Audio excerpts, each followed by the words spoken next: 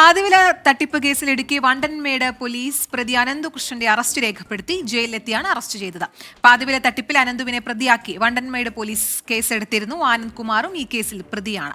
വിഷ്ണു സുരേഷ് ചേരുന്നുണ്ട് വിശദാംശങ്ങളുമായി. വിഷ്ണു, ഇനി പോലീസിന് ഇനിയും കടമ്പകൾ ഒരുപാട് കടക്കാനുണ്ട്. അപ്പോൾ ഇനിയുള്ള പോലീസിന്റെ നീക്കം എങ്ങനെയാണോ? ഒപ്പം ഈ ആനന്ദകുമാറിനെ ചുറ്റിപ്പറ്റി അല്ലെങ്കിൽ ആനന്ദകുമാറിലേക്ക് അന്വേഷണം ഏത് രീതിയിലേക്ക് എത്തും? ആനന്ദകുമാറിൽ നിന്നും മൊഴിയെടുക്കണം തുടങ്ങിയ കാര്യങ്ങളിലേക്ക് പോലീസ് എപ്പോഴായിരിക്കും കടക്കുക? വിഷ്ണു.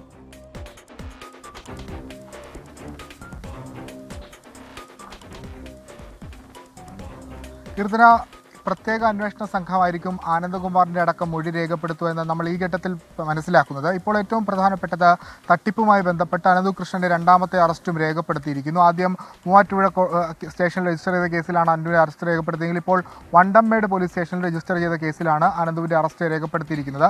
വണ്ടംമേട് പോലീസ് ഉദ്യോഗസ്ഥർ ജയിലിലെത്തിയാണ് അനന്തുവിന്റെ അറസ്റ്റ് രേഖപ്പെടുത്തിയത്. സ്വകാര്യ വ്യക്തി നൽകിയ പരാതിയാണ്. ആ പരാതിയിന്മേൽ അനന്തുവും ആനന്ദകുമാറും അടക്കം 4 പ്രതികളാണ് ഉള്ളത്.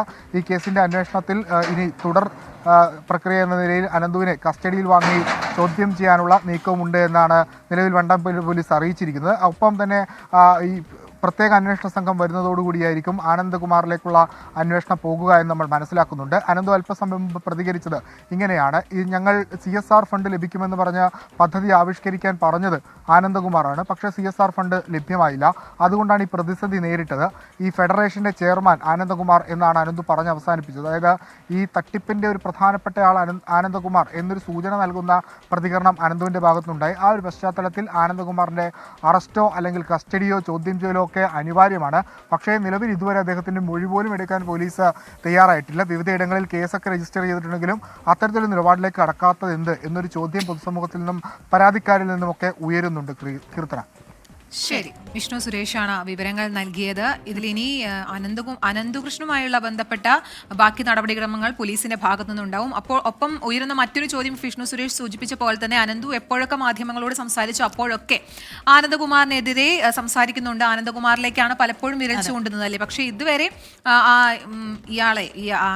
ആനന്ദകുമാറിലേക്ക് അന്വേഷണം കൂടുതൽ എത്തിയിട്ടില്ല. തീർച്ചയായിട്ടും അത് വരും ദിവസങ്ങളിൽ ഉണ്ടാകും. കാരണം ഈ ഒരു പേര് തന്നെ പ്രതി വീണ്ടും പറയുന്നുണ്ട് അദ്ദേഹം ഫണ്ട് അറേഞ്ച് ചെയ്യാമെന്ന് പറഞ്ഞു. അത് അറേഞ്ച് ചെയ്യാൻ പറ്റാതിരുന്നതാണ് ഈ പരിപാടി മൊത്തം പ്രതിസന്ധിയാലാവാനുള്ള കാരണം. അത് ഉണ്ടായിരുന്നെങ്കിൽ ഈ പ്രശ്നമൊന്നും ഉണ്ടാകില്ലായിരുന്നു എന്നാണ് അല്പസമയം മുൻപ് പ്രത്യേക അന്വേഷണ സംഘമായിരിക്കും ആനന്ദകൃഷ്ണനെ അല്ലെങ്കിൽ ചോദ്യം ചെയ്യലും ബാക്കി നടപടിക്രമങ്ങളിലേക്കും കടക്കുക. അതെ, ഇതിപ്പോ ഈ ജനപ്രതിനിധികളുടെയൊക്കെ ഒരു വലിയ പ്രശ്നം എന്ന് വെച്ചാൽ ഇവരുടെ പേരുകൾ ഇങ്ങനെ പറയുമ്പോൾ പ്രതികരിച്ചില്ലെങ്കിൽ, അവരവരുടെ ഭാഗം വിശദീകരിച്ചില്ലെങ്കിൽ ആ രീതിയിൽ കുറ്റപ്പെടുത്തലുകൾ ഉണ്ടാകും. പാർട്ടിക്കുള്ളിൽ തന്നെ ഒരുപക്ഷെ വിമർശനങ്ങളൊക്കെ വരാനുള്ളൊരു സാധ്യതയുണ്ട്.